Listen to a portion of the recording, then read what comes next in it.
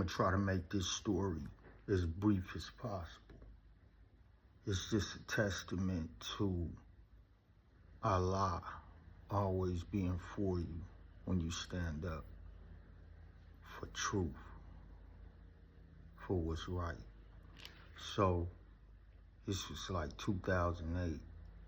I was at CRC, level 2 prison.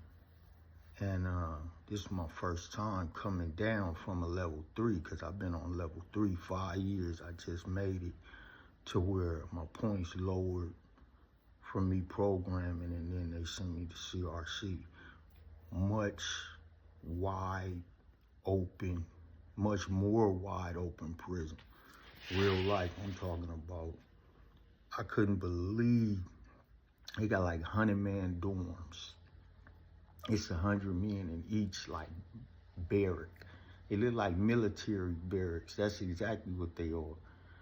But they put bunk beds in each one of them, and now they prison cages or whatever, dorms. And so I'm like, man, this came from a 3, was much more 2-man cell, you know, real respectful, no playing with nothing, no mingling and playing outside or with nobody, period. So I get up here and man, it's count time at night. I finally make it there, but by the time I get up and get around, man, I see motherfuckers smoking bud. I'm talking about, it's niggas shooting heroin all around you, like the catacombs of London just opened up, and these motherfuckers just came out. Nigga had cell phones. You got niggas pulling their curtains. I'm looking at all this shit just sitting on my bunk like, man, what the hell going on? Man, so my neighbor, I had a neighbor, black brother, you know, because, you know, they was mixing in bunks at CRC. You can have a Hispanic bunkie or a neighbor or white, whoever it may be. So it was like that.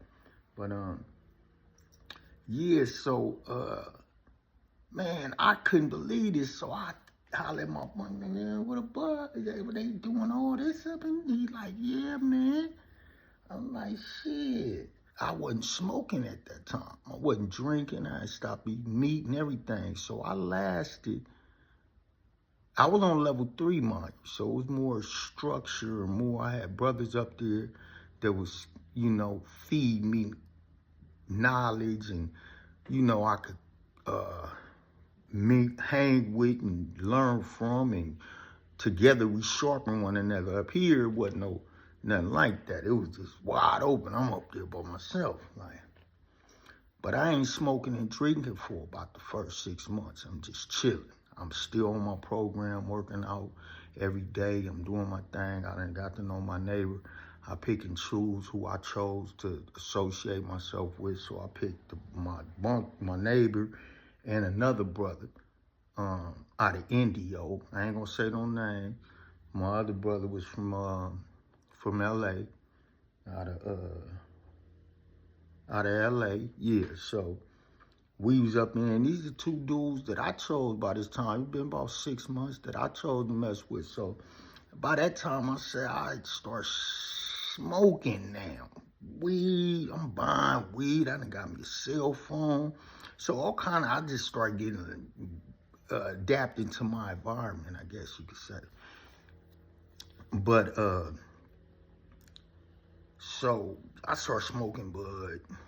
I wasn't drinking no more, though. I didn't drink. I just started smoking bud. I'm like, that's cool. So I just get high and shit, get my packages, mess with my bros. We cook, eat, whatever we want. You know, I had it my way up in here, you know. I had brothers on the street. My homies took care of me, made sure I was straight. And with anything I needed, if one didn't have it, the other had it. If they didn't have it, I didn't need it.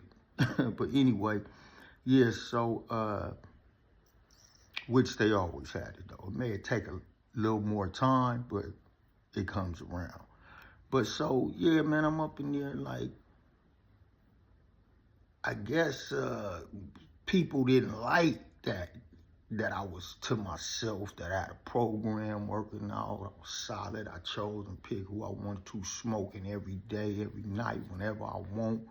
You know what I mean? So some motherfuckers don't like that, especially up in prison.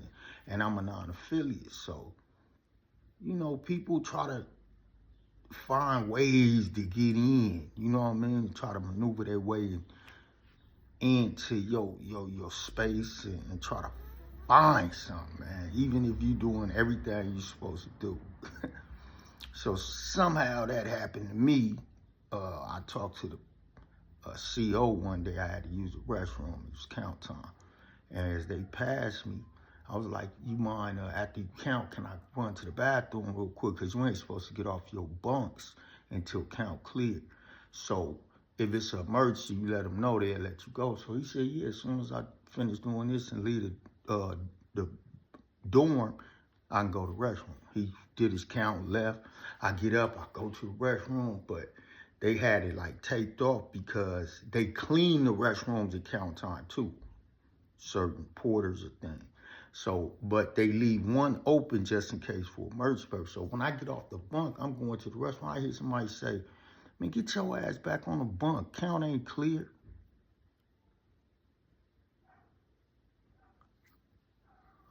I'll be back to tell you the rest.